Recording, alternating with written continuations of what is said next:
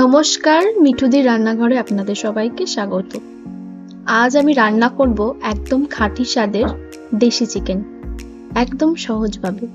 চলুন তাহলে শুরু করা যাক আজকের রেসিপি। আমি এখানে দেশি চিকেন নিয়েছি প্রায় 900 গ্রাম মতো। চিকেনটা আমি ভালোভাবে ধুয়ে নিয়েছি।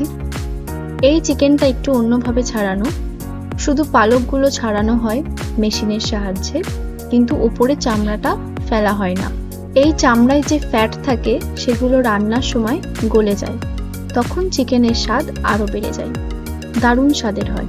এবার চিকেনের মধ্যে দিয়ে দিচ্ছি একে একে আদা বাটা 4 চামচ মতো, রসুন বাটা 2.5 চামচ, ধনে বাটা, জিরে বাটা, হলুদ গুঁড়ো, পেঁয়াজ কুচি, আর দিচ্ছি সরষের তেল।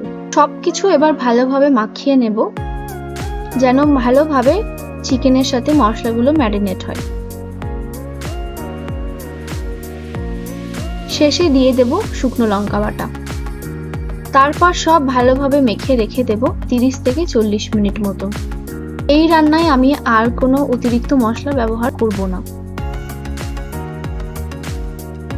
এবার কড়াইয়ে দিয়ে দিলাম সরষের তেল। তেলটা গরম হয়ে এলে তাতে দিয়ে দিলাম তেজপাতা, তারপর দিয়ে দিলাম পেঁয়াজ কুচি। পেঁয়াজটা খুব ভালোভাবে ভেজে নেব, একদম লালচে রং আসা পর্যন্ত। দেখুন পেঁয়াজের রং অনেকটাই লালচে হয়ে এসেছে। এরপর দিয়ে দিলাম ম্যারিনেট করে রাখা চিকেন। তারপর চিকেনটা ভালোভাবে নেড়ে কড়াইটা ঢেকে দিলাম। কিছুক্ষণ পর ঢাকনা খুলে চিকেনটা ভালোভাবে নেড়ে নিলাম। এবার এতে দিচ্ছি একটা বড় সাইজের টমেটো কুচি আর স্বাদ মতো নুন। সবকিছু ভালোভাবে মিশিয়ে নিয়ে আবারও ঢাকা দিয়ে দেব। এবার কিছুক্ষণ পর দেখুন চিকেন থেকে তেল ছেড়ে এসেছে আর অনেকটাই সেদ্ধ হয়ে গেছে। এরপর আবারও ঢেকে দেব। এভাবেই ঢেকে ঢেকে রান্নাটা করব। কিছুক্ষণ পর ঢাকনা খুলে দিয়ে দিলাম গরম জল। সবকিছু ভালোভাবে নেড়ে মিডিয়াম আঁচে আরও 10 থেকে 15 মিনিট রান্না করব। 15 মিনিট পর দেখুন চিকেনটা একদম ভালোভাবে সেদ্ধ হয়ে গেছে। এবার আমি চিকেনটা নামিয়ে নিলাম। ব্যাস, একদম সহজভাবে তৈরি হয়ে গেল আমাদের দেশি চিকেন।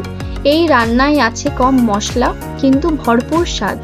আপনারা অবশ্যই রেসিপিটা বাড়িতে বানাবেন আর কেমন হয়েছে জানাতে ভুলবেন না। মিঠুদির রান্নাঘরে আজ এই পর্যন্তই। দেখা হচ্ছে পরের ভিডিওতে। এরকম আরও সব ভিডিও পেতে অবশ্যই মিঠুদির চ্যানেলটিকে লাইক, শেয়ার আর সাবস্ক্রাইব করুন। ধন্যবাদ।